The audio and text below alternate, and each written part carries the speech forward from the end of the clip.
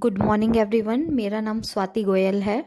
और जैसे कि मैंने कल एक ग्रुप में नोटिस देखा था कि डे लाइट सेविंग टाइम के ऊपर नोटिस आया हुआ था।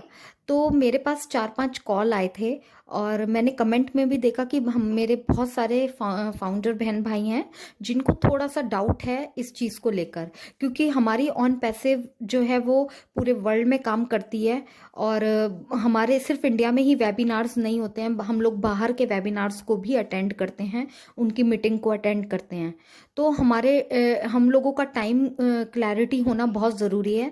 तो कुछ लोगों में कन्फ्यूजन हुआ था, नहीं उनको आइडिया लग रहा था, तो इसी वजह से मैंने ये ऑडियो बनाने की कोशिश की है। तो थोड़ा सा डे लाइट सेविंग टाइम का को शॉर्ट फॉर्म में बाहर जो है वो DST के नाम से कॉल कॉल किया जाता है। तो इसका सबसे पहले मतलब क्या है और ये कहाँ से आया, ये हमारे लिए जानना बहुत ज़रूरी है, क्योंकि एक बहुत अच्छा टाइम है कि हम किसी नई चीज़ के बारे में डीपली थोड़ा सा जान पाएँ। तो डे लाइट सेविंग टाइम जो है ये जर्मनी में 1916 में प्रचलित हुआ था। और बहुत सारी उसके बाद बहुत सारी कंट्रीज़ ने इसको एक्सेप्ट किया था।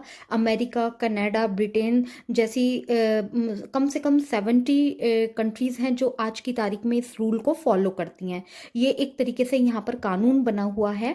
और ये जर्मनी में 2019 में इसलिए लागू हुआ था क्योंकि जब प्रथम विश्व युद्ध हुआ था तो उस वक्त फ्यूल को बचाने के लिए, क्योंकि फ्यूल बहुत यूज़ हो रहा था, तो उसको उसकी कैपेसिटी को, उसको कंजप्शन को कम करने के लिए, बचत करने के लिए उन्होंने कोशिश की थी कि हम ज़्यादा से ज़्यादा सन की लाइट को यूज़ कर सकें और जो आर्टिफिशियल रोशनी है, लाइट है, उसको हम लोग कम यूज़ करें।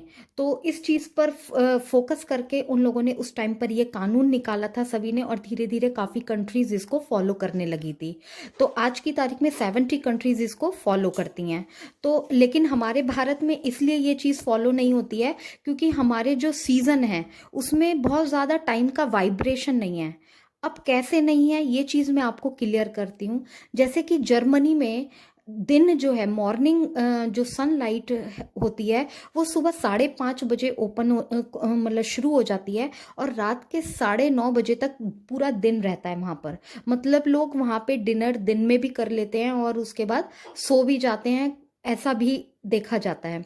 और जो विंटर का समय होता है तो विंटर में वो लोग 8 बजे सूरज निकलता है और 3:30 बजे अंधेरा हो जाता है। तो ऐसे वहाँ पर मतलब जो है सीजन का जो टाइम का है वो वाइब्रेशन बहुत ज़्यादा है। इसलिए वहाँ ऐसी कंट्रीज़ में रूल लाना बहुत ज़रूरी हुआ।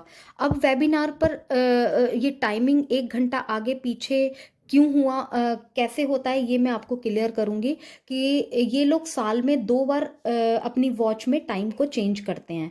और चाहे लैपटॉप है, मोबाइल है, जितनी भी वॉचेज़ हैं इसमें अभी ऑटोमेटिकली अपने आप से ही टाइम इनका चेंज हो जाता है। तो साल में ये 2 दिन जो है, मार्च का लास्ट मंथ और मार्च के मंथ में लास्ट वीक ऑफ संडे को ये लोग 1 घंटा अपने आप को आगे कर देते हैं, क्योंकि गर्मियां स्टार्ट हो जाती हैं और इनका दिन बहुत बड़ा होता है।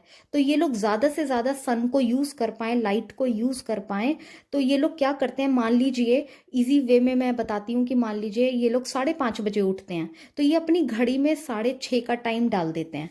तो जब ये वॉच को देखते हैं, मेंटल लेवल पर देखते हैं कि 6:30 बज गया है, तो उसकी अब हमें उठना चाहिए। तो लेकिन ये 1 घंटा पहले उठ रहे होते हैं क्योंकि इनका मेंटल लेवल वैसे ही सेट हो चुका होता है, और 1 घंटा पहले उस हिसाब से ये लोग अपना काम शुरू कर देते हैं।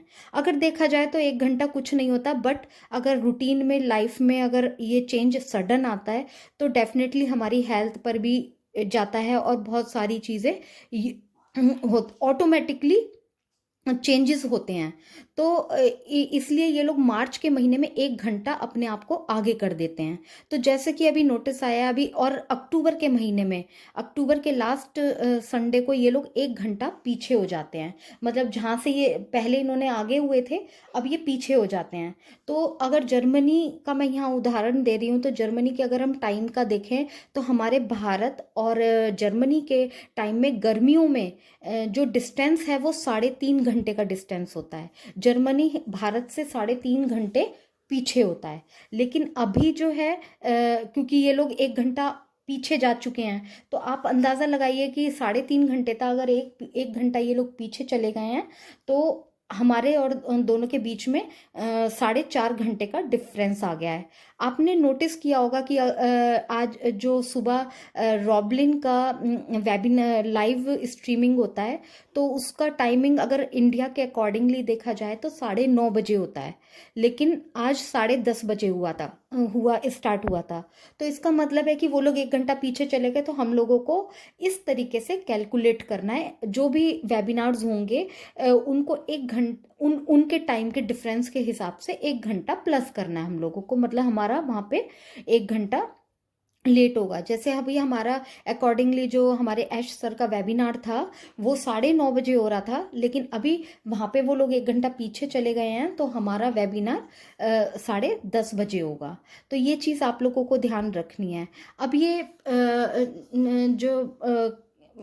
जो ये प्रथा है, जो ये कानून है, हालांकि इनके साइड इफ़ेक्ट्स भी काफ़ी आ रहे हैं। इसलिए जो हमारे वहाँ की जो संयुक्त राज्य अमेरिका है, उसकी सीनेट में इसकी जो कानून प्रक्रिया चल रही है, लोग इसके खिलाफ हैं। काफ़ी लोग वो नहीं चाहते कि इसको फॉलो किया जाए, क्योंकि इसके साइड इफ़ेक्ट बॉडीज़ पे बहुत आ रहे हैं।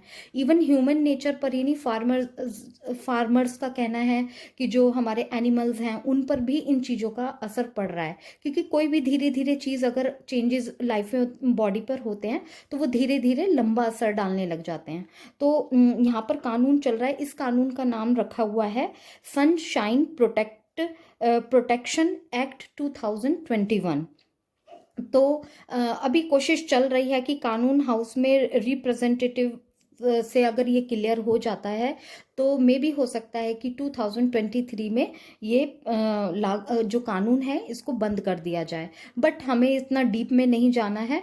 मेरे को तो जस्ट इतना नॉलेज ही देना था कि थोड़ा सा अगर किसी को कन्फ्यूजन है, बहुत सारे भाई बहन हैं जिनको नहीं पता होता, तो मैंने सिर्फ उनको ये वीडियो बनाने की कोशिश की थी ताकि ये कन्फ्यूजन क्लियर हो जाए। Thank you so much.